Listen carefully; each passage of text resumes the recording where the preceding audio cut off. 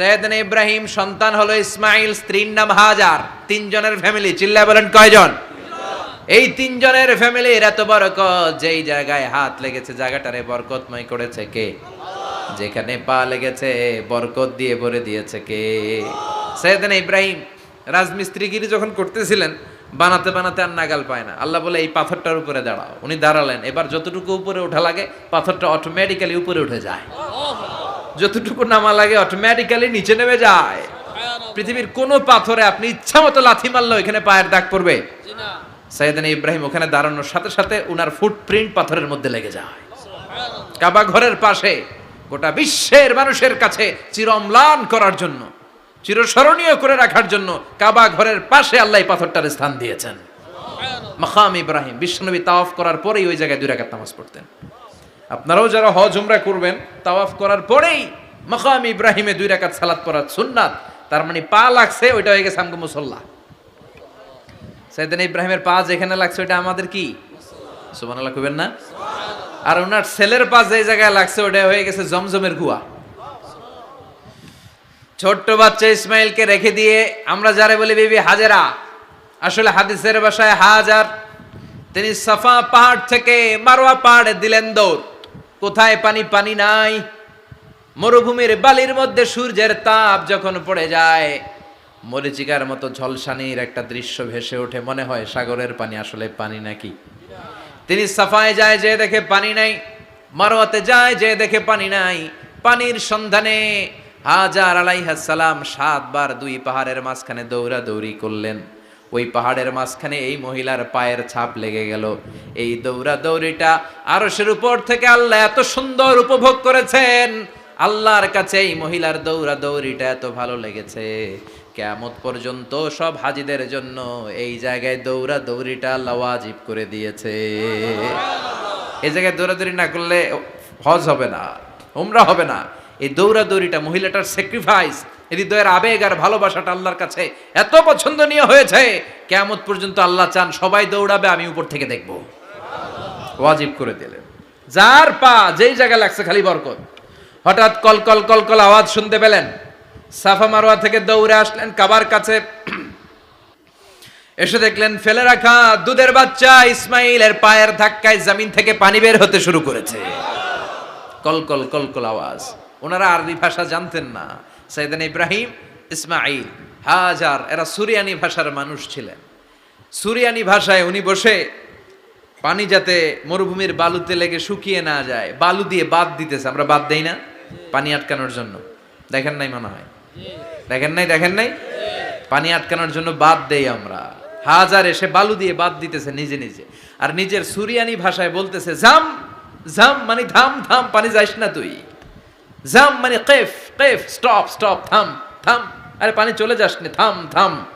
ওনার মুখ নিঃসৃত এই ঝাম ঝাম শব্দ দুইটা আল্লাহর এত পছন্দ হয়েছে, কিয়ামত পর্যন্ত আল্লাহ এই কুয়ার নাম ঝমঝমের কুয়া করে দিয়েছেন। বরকত আর বরকত। ছেলেকে মিনার প্রান্তরে রেখে জবাইয়ের দৃশ্যটা আল্লাহর ভালো লেগেছে। কিয়ামত পর্যন্ত ঈদুল আজহাতে সবাই আমরা প্রাণী শুইয়ে এরকম জবাই করব, এটা আল্লাহ ওয়াজিব করে দিয়েছে। তার মানে এমন ফ্যামিলি খালি বরকত আর বরকত। আর আল্লাহ বললেন এই ফ্যামিলিতে আমি কিতাবও দিয়েছি, নবুয়তও দিয়েছি। ওয়াজআলনা ফি যুররিয়াতিহিন নুবুওয়াতা ওয়াল কিতাব। সাইয়েদনা ইব্রাহিমের ফ্যামিলির ভেতরে আমি নবুয়ত দিয়েছি, কিতাব দিয়েছি। এই পৃথিবীতে যত নবীর নাম আপনি বলবেন সবগুলো সাইয়েদনা ইব্রাহিমের নাতিপুতি। লক্ষাধিক নবী পৃথিবীতে, 5-7 জন ছাড়া। কজন ছাড়া? উপরের 5-7 জন ছাড়া যত নবী আপনি নাম বলতে পারবেন, যাদের নাম জানি কিংবা জানি না, সব সাইয়েদনা ইব্রাহিমের বংশধর, ওনার নাতিপুতি। ওনার আল্লাহ 86 বছর বয়সে দিলেন সাইয়েদনা ইসমাইল আলাইহিস সালামকে। ওনার বয়স যখন 100 তখন দিলেন সাইয়েদনা ইসহাক আলাইহিস সালামকে। তাহলে ওনার প্রথম ছেলের নাম? দ্বিতীয় ছেলে? আওয়াজ করে বলেন, প্রথমটা ইসমাইল, দ্বিতীয়টা ইসহাক। দুর্ভাগ্যজনক হলেও সত্য, ইসমাইলের চেনে কোনো নবী আল্লাহ দেন নাই, কোনো নবী নাই। সব নবী এই চেনে। হাজার হাজার লক্ষাধিক নবী খালি ইসহাকের বংশে নামে। এই বংশে কোনো নবী নাই। আর এই বংশের নবীরা প্রজন্মের পর প্রজন্ম একে অপরকে বলে যায়, সব শেষে কিন্তু একজন নবী আসবে, ওইটা হবে শ্রেষ্ঠ নবী, বিশ্ব নবী। ঠিক কিনা? একের পর এক নবুয়ত আল্লাহ এই চেনে দিলেন। ইসহাকের চেইনে, সাইয়েদনা ইসমাইলের চেইনে কোনো নবী নাই। এত নবী এখানে এসেছে, এরা ভেবেই নিয়েছে ওই যে শেষ নবী, যেটা শ্রেষ্ঠ নবী, এটাও এখানেই আসবে। কিন্তু আস্তে আস্তে হাজার হাজার লক্ষাধিক নবী আল্লাহ এইখানে পাঠিয়ে সাইয়েদনা ঈসা আলাইহিস সালামের পরে আল্লাহ স্টপ মেরে দিলেন। স্টপ মেরে দিয়ে 570 বছর পরে শ্রেষ্ঠ নবীটারে আল্লাহ এই চেনে পাঠিয়ে দিলেন। এজন্য আমরা হচ্ছি বানি ইসমাইল। আমরা কি? বিশ্বনবী হচ্ছেন বানি ইসমাইল, বিশ্বনবী কি? আর এরা হচ্ছেন বানি Israil. Changing the leadership from বানি ইসরাইল টু বানি ইসমাইল। এজন্য অহংকারীদের পরিণাম শুভ হয় না। এরা নবী পেতে পেতে এই প্রজন্ম অহংকারী হয়ে উঠেছিল আর গালি দিচ্ছিল এই চেইনটা আটকুরা চেইন, নবী আসার দিক থেকে এই চেইনে কোনো নবী নাই, সব নবী এই চেইনে আমরা পাই, আর শ্রেষ্ঠ যে নবীটা আসবে সেটাও এই চেইনে আসবে। আল্লাহ কয় না, আমি খেলা উল্টায় দিব, সব নবী এখানে পাঠালেও শেষ নবী আমি এখানে পাঠাবো না। শেষ নবী আল্লাহ তাআলা সাইয়েদনা ইসমাইলের চেইনে পাঠিয়ে দিয়েছেন। চিৎকার করে পড়েন আল্লাহু আকবার। পৃথিবীর সর্বশ্রেষ্ঠ তিনটা ধর্ম, ইহুদিবাদ, খ্রিস্টবাদ আর ইসলাম, এই তিন ধর্মের উৎপত্তি হচ্ছে সাইয়েদনা ইব্রাহিম থেকে। এজন্য এই তিনটা ধর্মকে একসাথে বলে অ্যাব্রাহামেটিক ফেইথ, কম্পারেটিভ রিলিজিয়ান। তুলনামূলক ধর্মতত্ত্ব নিয়ে যাদের পড়াশোনা আছে তারা জানবেন এই তিনটা ধর্মই আল্লাহর দেয়া। কিন্তু ইহুদিবাদ আর খ্রিস্টবাদ আল্লাহর দেয়া শরীয়তের উপর চলতে পারে নাই, শুধু চলতে পেরেছে ইসলাম। চিল্লা এখন ঠিক কিনা? এই জন্য প্রতি নামাজে আমরা বলি গায়রিল মাগদুবি আলাইহিম ওয়ালাদ-দাল্লিন। ও আল্লাহ, যারা মাগদুব মানে ইহুদিরা, তাদের পথে আমরা হাঁটতে চাই না। আবার যারা দল্লিন পথভ্রষ্ট খ্রিস্টানদের পথেও আমরা হাঁটতে চাই না। আমরা হাঁটতে চাই ইসলামের পথে, ঠিক কিনা? আমরা যদি হাঁটতে যেয়ে পথ ভুলে যাই, পথ দেখিয়ে দেয় কে? আমি যদি কোনোদিন পথে ভুলে যাই, হাতছানি দিয়ে কাছে নিও, মমতার বন্ধনে আমায় বেঁধে সব ভুল ক্ষমা করে দিও। চিল্লায় পড়েন আমিন। আল্লাহ বললেন ওয়াজআলনা ফি যুররিয়াতিহিন নুবুওয়াতা ওয়াল কিতাব। আমি সাইয়েদনা ইব্রাহিমের বংশের মধ্যে নবুয়ত দিয়েছি, কিতাবও দিয়েছি। সাইয়েদনা ইব্রাহিম আলাইহিস সালামের উপর কিতাব আছে না নাই? কি নাম কিতাবের? সুহুফে ইব্রাহিম। কোরআনে নাই? আছে না নাই? ইন্না হাযা লাফিস সুহুফিল উলা সুহুফি ইব্রাহিম ওয়া মূসা। সুবহানাল্লাহ পড়ে। অনেকে আল্লাহ কিতাব দিয়েছে, নবুয়ত দিয়েছে, সব নবীদের বাবা বানিয়েছে। ওনার উপাধি হচ্ছে আবুল আম্বিয়া। আবার ওনার নামে আল্লাহর কোরআনের ভেতরে 114 সূরার একটা সূরা আছে না নাই? আছে। সূরাটার নাম সবাই কোন? আলিফ লাম রা। কিতাবুন আনজালনাহু ইলাইকা লিতুখরিজান নাসা মিনাজ যুলুমাতি ইলান নূর। সুবহানাল্লাহ পড়েন। সূরা ইব্রাহিম আলিফ লাম রা কিতাবুন আনজালনাহু ইলাইকা। ওই নবীর নামে কোরআনের ভিতরে সূরা দিয়েছে কে? আল্লাহ। আবার আল্লাহ বললেন গোলাম জেনে রাখো, উনি তোমাদেরকে মুসলমান নামকরণ করেছেন। তাই ইসলামে যারা অন্তর্ভুক্ত হবে সব মুসলমানদের পিতা আমি আল্লাহ তারা নির্বাচিত করেছি। মিল্লাত আবিকুম ইব্রাহিম হুয়া সাম্মাকুমুল মুসলিমিন। আওয়াজ করে বলেন মুসলিম জাতির পিতার নাম কি? আমাদের জাতির পিতা কেডা? সবাই কোন? মনে থাকবে না ভুল করবেন? ভুল করবেন? জাতির পিতা কে? চিল্লায় বলেন জাতির পিতা কে? মিল্লাত আবিকুম ইব্রাহিম ওয়া সাম্মাকুমুল মুসলিমিন। যিনি তোমাদেরকে মুসলমান বলে অভিহিত করেছেন। আবার আল্লাহ বললেন ইব্রাহিম সবাইরে তুমি মুসলমান নাম রাখলে, তুমি মুসলমান হও। আসলিম ক্বালা আসলামতু লিরাব্বিল আলামিন। বলতে দেরি, কালিমা পড়ে মুসলমান হতে দেরি নাই। চিল্লায় পড়েন আল্লাহু আকবার। আবার আল্লাহ বলে আমার নবী ইব্রাহিম এমন নবী, এই নবীর মতো বিনয়ী নবী নাই। ইন্না ইব্রাহিম লাহালিমুন আওয়াহুম মুনীব।